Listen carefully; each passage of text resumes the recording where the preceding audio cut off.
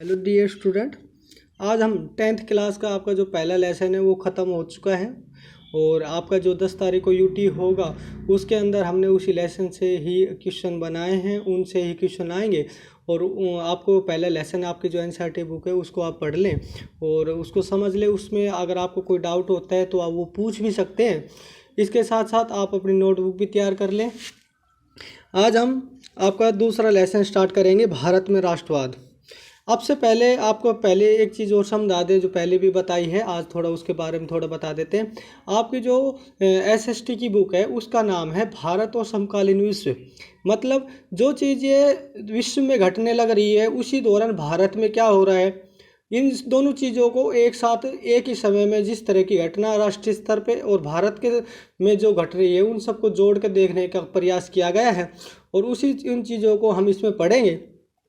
पहले लेसन में हमने फ्रांस की क्रांति पढ़ी कि फ्रांस की क्रांति के अंदर किस तरह के राष्ट्रवाद विचारों को पूरे यूरोप को प्रभावित किया और जो राष्ट्रवाद का विचार है वो फ्रांस से निकल के यूरोप के अन्य देशों में फैला। चाहे स्पेन की बात हो, पोलैंड की बात हो, जर्मनी की बात हो, इटली की बात हो, इंग्लैंड की बात हो, इन सभी देशों में कैसे धीरे धीरे करके राष्ट्रवादी विचारधारा ने अपने पैर पसारे और वहाँ पर जिस तरह की शासन व्यवस्था स्थापित की, वहाँ से उन लोगों ने उन छोटे छोटे राज्य को एक राष्ट्रीय राज्य में बदलने में महत्वपूर्ण भूमिका निभाई। उसमें 3 तरह के दृष्टिकोण देखने को मिले थे। एक रूढ़िवादी था, एक उदारवादी था और एक रूमानीवादी। इस तरह की भावना में अलग अलग दृष्टिकोण से वहाँ के लोगों ने उसमें सहयोग किया और उन चीज़ों को पढ़ा।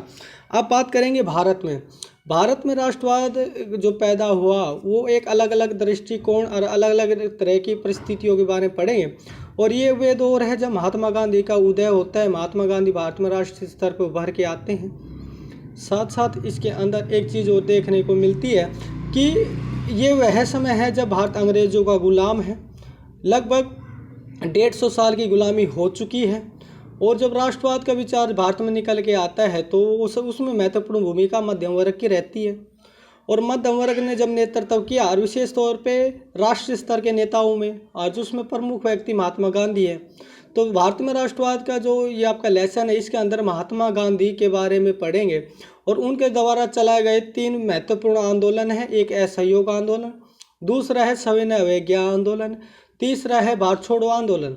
इन तीनों चीज़ों को तो पढ़ेंगे और उसी दरमियान जो जो देश में घटनाएं घटी उन चीज़ों को भी एक राष्ट्रवादी दृष्टिकोण से देखने की कोशिश करेंगे कि यहाँ पर प्रशासनिक व्यवस्था अंग्रेजों ने किस तरह स्थापित की और उनका भारत की जो सामाजिक स्थिति है, राजनीतिक स्थिति है, आर्थिक जो स्थिति है उसको किस प्रकार से प्रभावित किया और प्रभावित करने के साथ साथ उनके जो नकारात्मक परिणाम आए उनसे यहाँ के लोगों की जीवन शैली को कैसे परिवर्तित किया और उन लोगों की जीवन शैली को परिवर्तन करने के बाद जो उनकी जो रोज़मर्रा की ज़िंदगी, रोज़ाना की जो ज़िंदगी थी, डेली जो लाइफ थी, उसके अंदर जो नकारात्मक परिणाम आए, उस जो रिजल्ट निकल के आया उसने को किस प्रकार महात्मा गांधी ने यूटिलाइज किया और उनकी मदद से ही एक राष्ट्रीय स्तर के आंदोलन खड़े किए।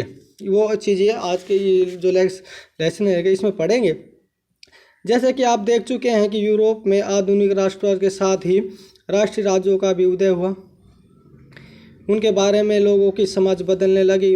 वे कौन हैं, उनकी पहचान किस बात से परिभाषित होती है और यह भावना बदल गई। उनमें राष्ट्र के प्रति लगाव का भाव पैदा होने लगा। नए प्रतीक और चिन्हों ने, नए गीतों और विचारों ने नए संपर्क स्थापित किए और समुदायों की सीमा को दोबारा परिभाषित किया। ज़्यादातर देशों में नई राष्ट्रीय पहचान का निर्माण एक लंबी प्रक्रिया से हुई है। आइए देखें कि हमारे देश में यह चेतना कैसे आई। ये जो पहला पैरा है इसके अंदर हमने उन चीज़ों को पढ़ा कि किस प्रकार यूरोप के देश छोटे छोटे टुकड़ों में बटा था और राष्ट्रवाद के विचार ने कैसे उनको संगठित किया। उनके राष्ट्रीय प्रतीक बदले, उनके राष्ट्रीय गान पर बदले और उनकी भौगोलिक स्थिति बदली और ये सारे राष्ट्रवाद के परिणाम थे। और जब यूरोप के कॉन्सेप्ट को देखते हैं उसी आधार पर हम भारत के बारे में देखते हैं कि ये प्रक्रिया कैसे अपनाई गई या भारत में राष्ट्रवाद का विचार कैसे इम्प्लीमेंट किया गया, कैसे लोगों को संगठित किया गया। वियतनाम और दूसरे उपनिवेशों की तरह भारत में भी आधुनिक राष्ट्रवाद के उदय की परिघटना औपनिवेशिक विरोधी आंदोलन के साथ गहरे तौर पर जुड़ी है। ये वियतनाम का बच्चों ये लेसन है, ये आपका दूसरा लेसन था, लेकिन अब के बार ये हरियाणा बोर्ड में इस लेसन को हटा दिया गया है, ये है नहीं। अगर आपका इच्छा हो तो आप उसको इंडिविजुअली अपने तौर पे पढ़ सकते हो। औपनिवेशिक शासकों के खिलाफ संघर्ष के दौरान लोग आपसी एकता को पहचानने लगे। उत्पीड़न और दमन के साझा भाव ने विभिन्न समूह को एक दूसरे से बांध दिया। उत्पीड़न का मतलब होता है बच्चों परेशान करना, उनको प्रताड़ित करना, और दमन का मतलब उनको दबाना, मतलब जो परेशान है वो बात जब रखते हैं, अधिकारों की बात करते हैं, फिर उनको दबा दिया जाता है। ऐसी स्थिति में जिस तरह के सभी लोगों को, सब वर्ग को दबाया गया, तो सबकी परेशानी एक है कि अंग्रेज़ों को भगाओ और अंग्रेज़ों को भगाने के बाद एक देश को आज़ाद करो। इस तरह की जो भावना है वो सभी वर्गों के लोगों ने जब समझी, जब जाके वो एक हुए थे। लेकिन हर वर्ग और समूह पर औपनिवेशवाद का असर एक जैसा नहीं था। अगर विशेष तौर पे बात करें तो जो शोषण की प्रवृत्ति थी अंग्रेजों के दौरान, हर व्यक्ति विशेष को अपने अपने स्तर पे, एक समानता की नहीं, अपने अपने स्तर पे उनका शोषण हुआ था, उनके साथ उनका आर्थिक सामाजिक स्थिति बदली थी। और इन सभी चीज़ों को इस अध्याय में हम पढ़ेंगे। उनके अनुभव भी अलग अलग थे और स्वतंत्रता के मायने भी। महात्मा गांधी के नेतृत्व में कांग्रेस ने इन समूहों को इकट्ठा करके एक विशाल आंदोलन खड़ा किया, परंतु इस एकता में टकराव के बिंदु निहित थे। निहित का मतलब छिपे हुए, मतलब जिस तरह की बात इस राष्ट्रीय आंदोलन में देखने को मिलती है कि सब वर्ग विशेष के लोगों ने सहयोग तो किया, लेकिन उनका आज़ादी का मतलब, या महात्मा गांधी ने स्वराज्य की बात की, स्वराज्य के बारे में हर व्यक्ति, हर वर्ग का अपना अपना दृष्टिकोण था। इस दृष्टिकोण के आधार पर ही उन लोगों ने अपने अपने तरीके से राष्ट्रवाद की परिभाषा को भी जाना और उनको बताने की कोशिश की। पहली एक पुस्तक में आपने भारत के राष्ट्रवाद के उदय का अध्ययन किया था। वहाँ आपने 20वीं सदी के पहले दशक तक की कहानी पढ़ी थी।